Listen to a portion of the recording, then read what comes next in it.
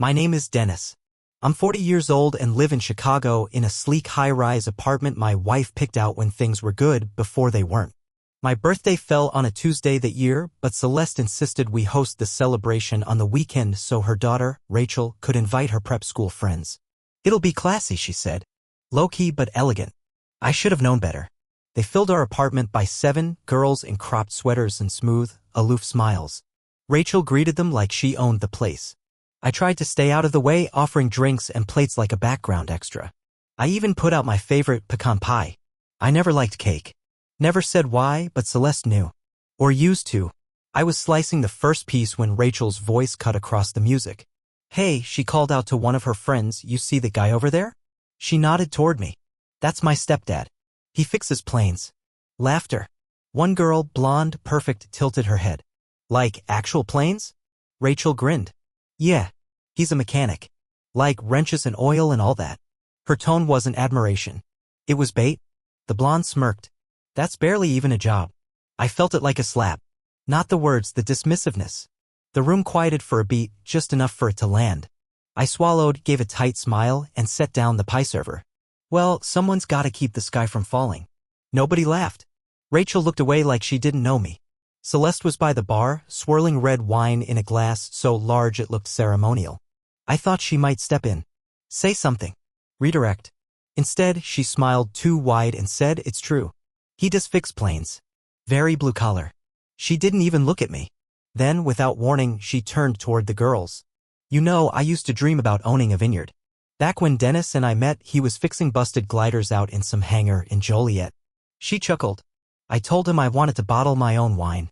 And the man actually tried to make it happen.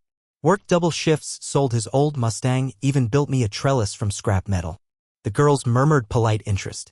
Celeste leaned in, eyes glassy but steady. "But you can only stretch grease and elbow oil so far." Her voice dipped.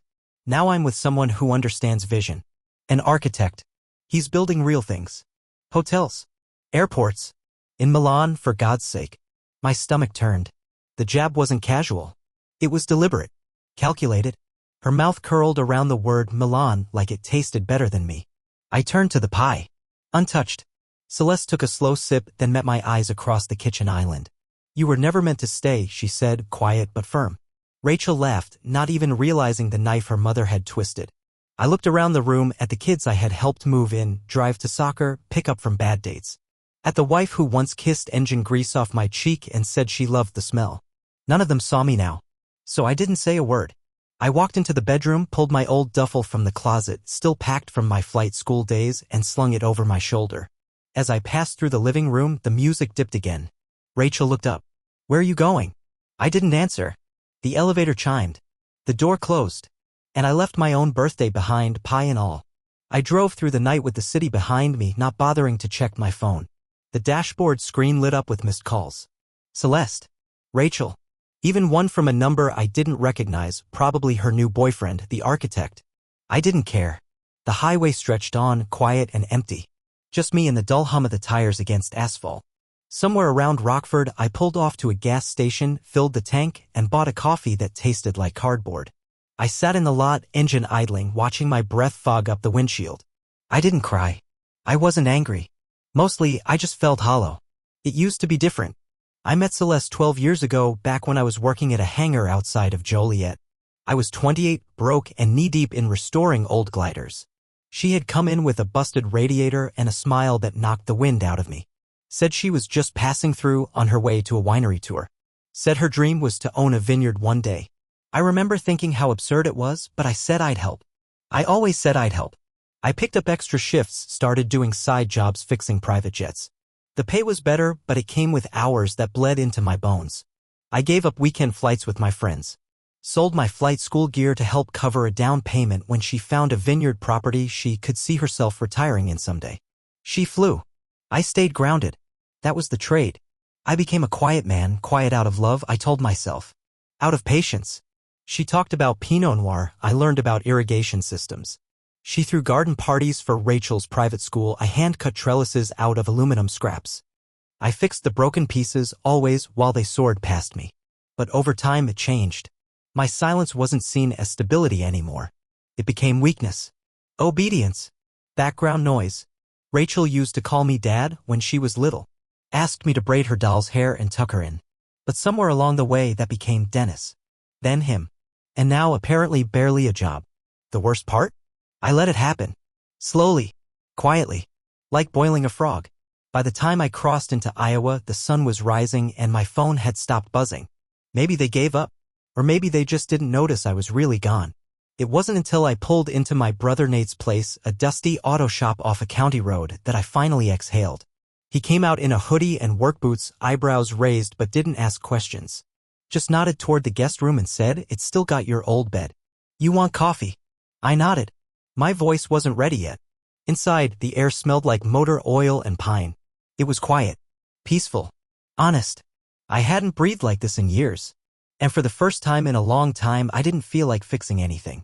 Nate's guest room was small, tucked in the corner behind the garage. The mattress was lumpy and the walls smelled faintly of WD-40, but I slept better than I had in months. The next morning, I sat at the folding table near the window, my duffel bag open in front of me.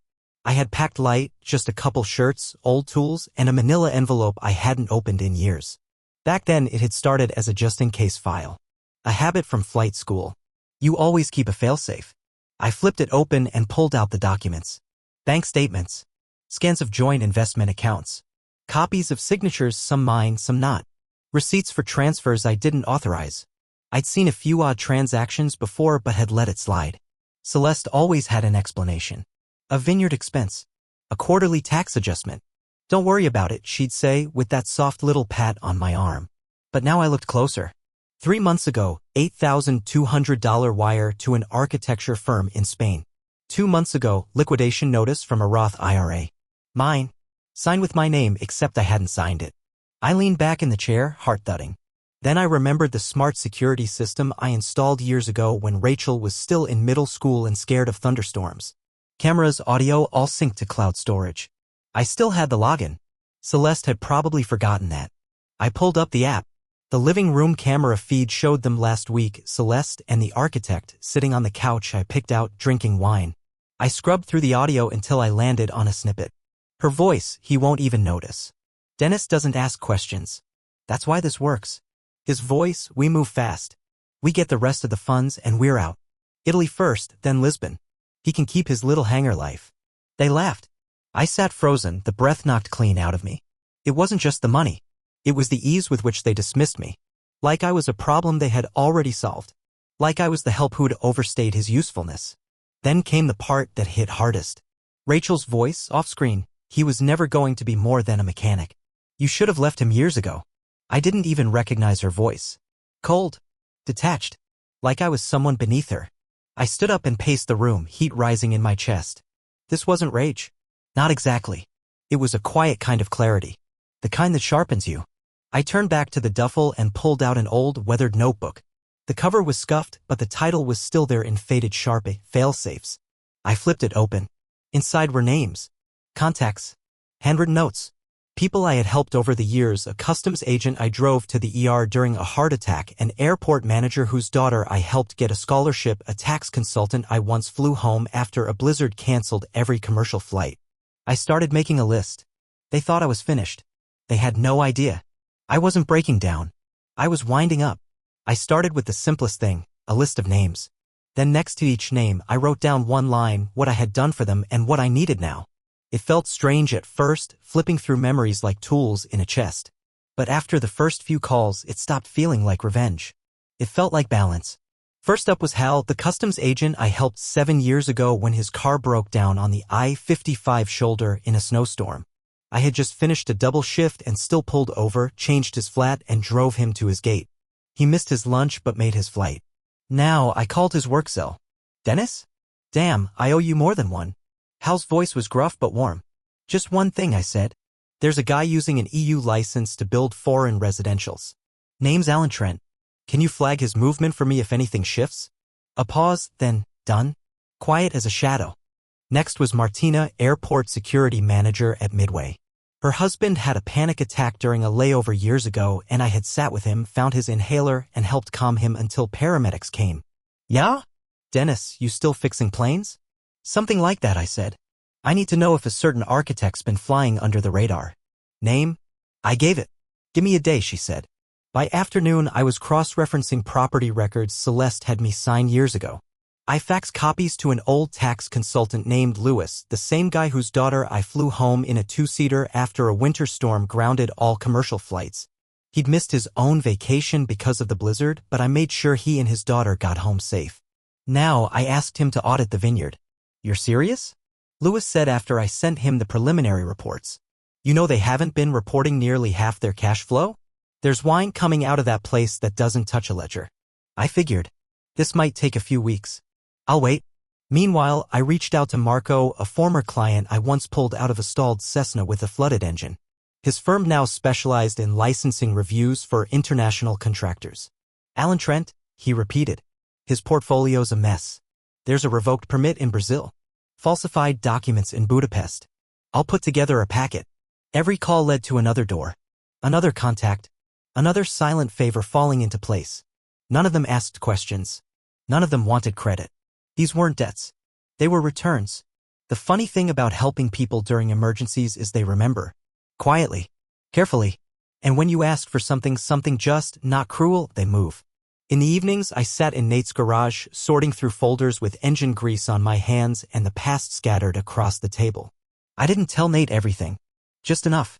He offered to make a call to some old boys, but I shook my head. No noise, I said.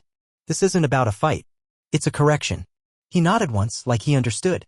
Before bed, I checked the shared investment accounts again. Sure enough, another withdrawal attempt, denied this time. I smiled. The asset freezes were working. They hadn't noticed yet. But they would. I wasn't coming at them with fists. I was coming with facts, paper, and the quiet pressure of 1,000 tiny levers all turning at once. One by one, the blocks were sliding into place. And I hadn't even touched the big one yet. The camera. The drone. That would come next. The drone had been a birthday gift. I bought it for Rachel 3 years ago, back when she was still excited to show me her report cards and ask for help with math. She'd lost interest fast, like she did with most things, and the drone ended up on her shelf, collecting dust between designer perfume bottles and framed pictures with filters. She probably didn't even notice when I stopped by the apartment weeks ago, under the excuse of grabbing the rest of my tools and swapped out its battery with one I'd modified. A camera no bigger than a bottle cap was already nestled inside the shell. Now it sat, unblinking, in plain view of her bedroom and the adjacent hall. I had synced the footage to a private cloud server protected by the kind of encryption I used to design for private aircraft comms. Nothing flashy. Just enough to watch and listen. At first, it was background noise. Makeup tutorials. Phone calls. Boring. But then, one night, I caught them. Celeste and the architect Alan in the living room, talking like they were untouchable. Rachel was sprawled on the couch, laughing. Seriously, he still doesn't suspect, as she asked. Celeste sipped her wine, a lazy grin on her face. Dennis? Please. He thinks a spreadsheet is a security system. He hasn't changed his bank password since we opened the account. Alan chuckled. Good thing, too. This vineyard investment is the perfect laundering tunnel. Clean as rainwater. I hit pause. Rewound. Played it again. Laundering. They actually said it. I downloaded the audio, clipped the segment, and added it to a folder I had started building evidence_final. Inside were screenshots of emails, bank transfers, forged documents, video clips from the drone, and photos of signed checks with inconsistent signatures. But I didn't stop there. The drone recorded again the next night. Celeste, barefoot, swirling a glass of wine like it was a ritual. I should have left him years ago, she said. He was just a stepping stone. A sweet one, but come on, look at him. Fixing planes? That's not a life. That's a layover. Alan laughed. Well, I guess the layover's over. Rachel chimed in from the kitchen. Mom, you're brutal. More laughter. I edited that segment, too. The three of them casually dismantling my life like I was a joke. I didn't get angry. I just kept working. Each file got labeled and cross-referenced. Surveillance timestamps.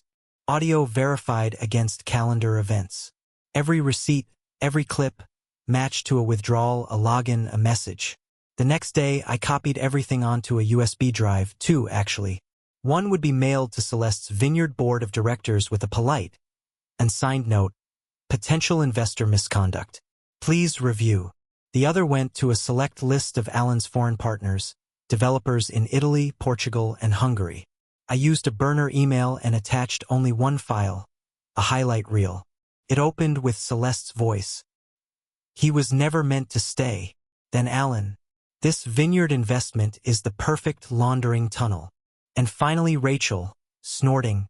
"Fixing planes isn't even a real job." I kept the video short, under 4 minutes, just long enough to strip the varnish off their perfect little lives. The send button hovered on my screen. I tapped it without hesitation. Then I sat back, cracked my knuckles, and saved a final copy for myself, just in case. By morning, the board would know. The investors would know. And soon the public would too. Not because I screamed. Not because I made a scene.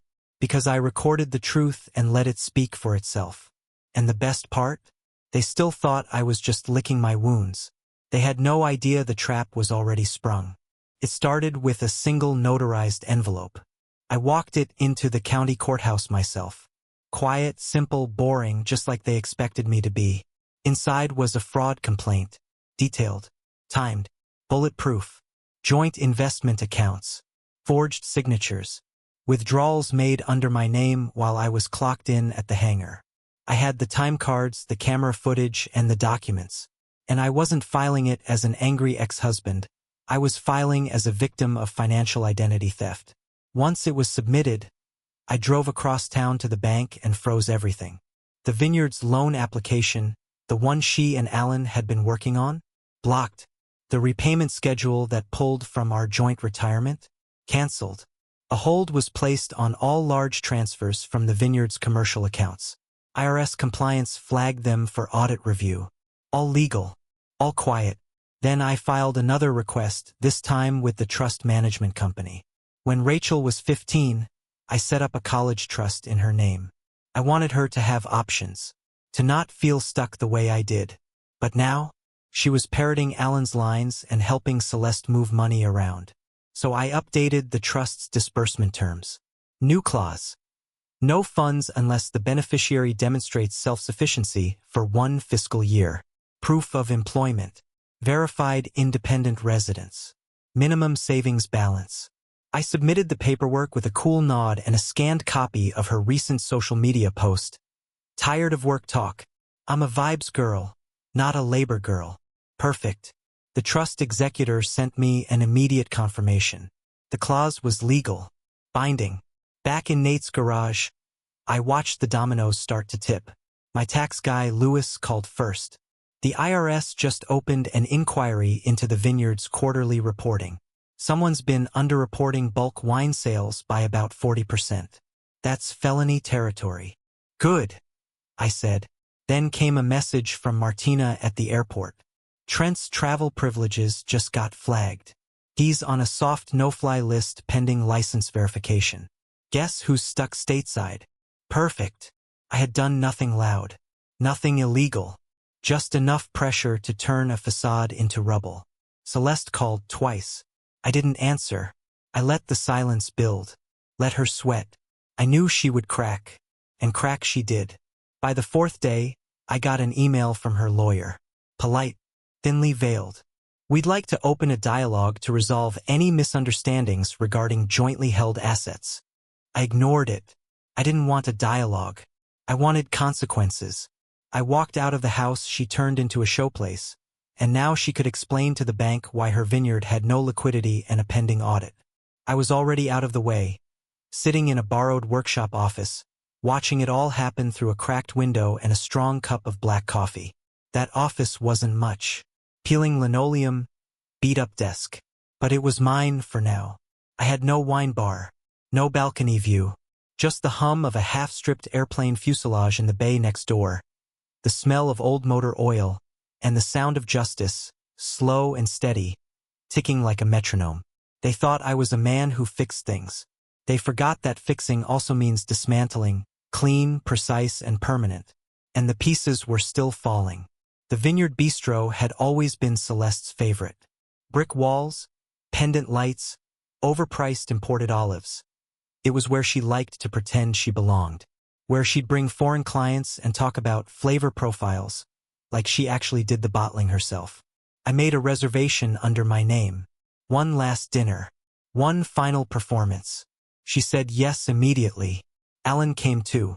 Of course he did. They arrived dressed like a magazine spread, she in a silk wrap dress, him in a linen suit he probably couldn't wear in Portugal anymore now that the travel ban had hit. Neither of them knew. Not yet. I stood to greet them. Shook Alan's hand like I didn't know he was laundering stolen investments through a vineyard he didn't legally own. Celeste kissed my cheek. You look well, she said, surprised. I eat a lot of humble pie these days, I replied.